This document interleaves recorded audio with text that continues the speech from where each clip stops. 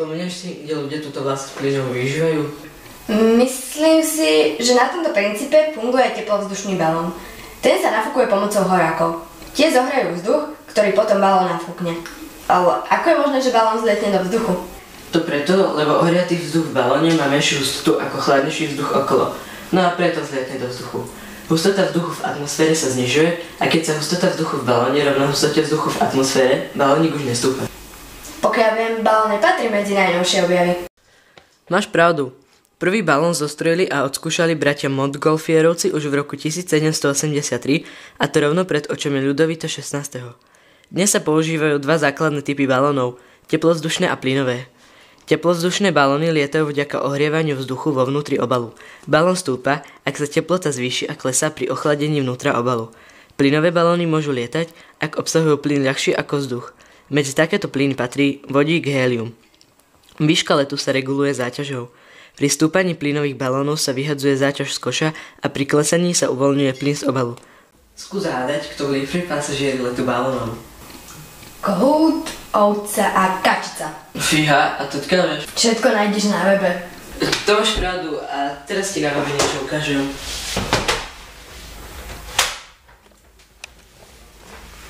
Na webe si môžeš nájsť napríklad aj applet, ktorý znázorňuje závislosť pohybu častí z látky od meniace sa teploty. Pozrieme sa na to. Klikneme na www.colorado.edu/psychic/2000/index.pl, otvorí sa nám hlavná stránka. Tu klikneme na Table of Contents a na tejto stránke v časti The Atomic Lab pod Bose-Einstein Constant klikneme na Temperature. Tu sa nám otvorí applet, na ktorom môžeme vidieť atómy vzduchu. Vyzerajú ako malé loptičky. Pozri, čo sa bude diať, keď budeme meniť teplotu. Teraz znížme teplotu plynu. Aha, aké sú atómy plynu lenivé. Čo myslíš, čo sa stane, keď teplotu zvýšim? Častice prestanú byť také lenivé a začnú sa rýchlejšie pohybovať. Správne, pozri, celkom ožili. Teraz zvýšim teplotu na maximum. Teda, nestačí mi sledovať, sú super rýchle. Super, už tomu celému rozumiem. Myslíš, môžem ťa vyskúšať? Pýtaj sa. Čo myslíš? Zväčší balónik viac svoj objem, pokiaľ sa použije väčšia fľaša? Myslím, že áno, pretože vo väčšej fľaši je väčší objem vzduchu, ktorý sa rastúcou teplotou mení. Mení sa objem pneumatik bicykla s rastúcou teplotou? Vzhľadom na to, že plyn sa s rastúcou teplotou rozťahuje, tak áno. Čo z toho pre nás, cyklistov, vyplýva? No, že nesmieme nechávať bicykel na priamom slnku v lete, inak by nám mohli prasknúť duša. No výborne, som rád, že sa niečo naučila. Teraz ti môžem prezradiť, na čom som pracovala na začiatku. Myslíš to rúžové? To rúžové bolo vlastne lietajúce prianie. Princíp fungovania balónu až poznáš, tak teraz ideme von vypustiť lietajúce prianie. Svoje želanie si napíš na papier, ktorý potom pripevníme k balónu.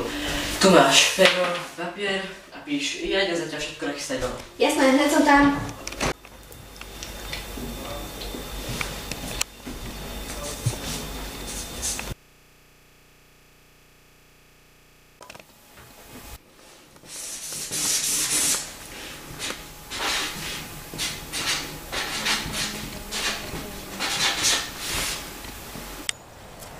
Mám to želanie.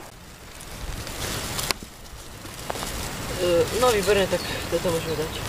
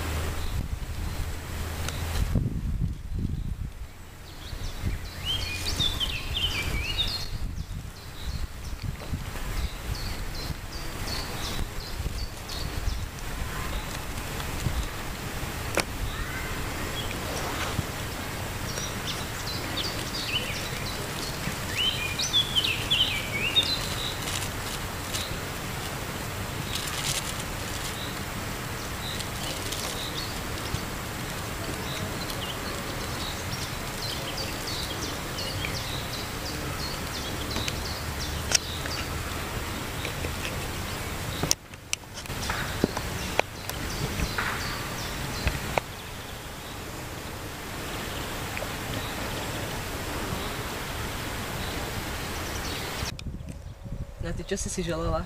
To sa nehovorí. Dúfam, že si ti to splní.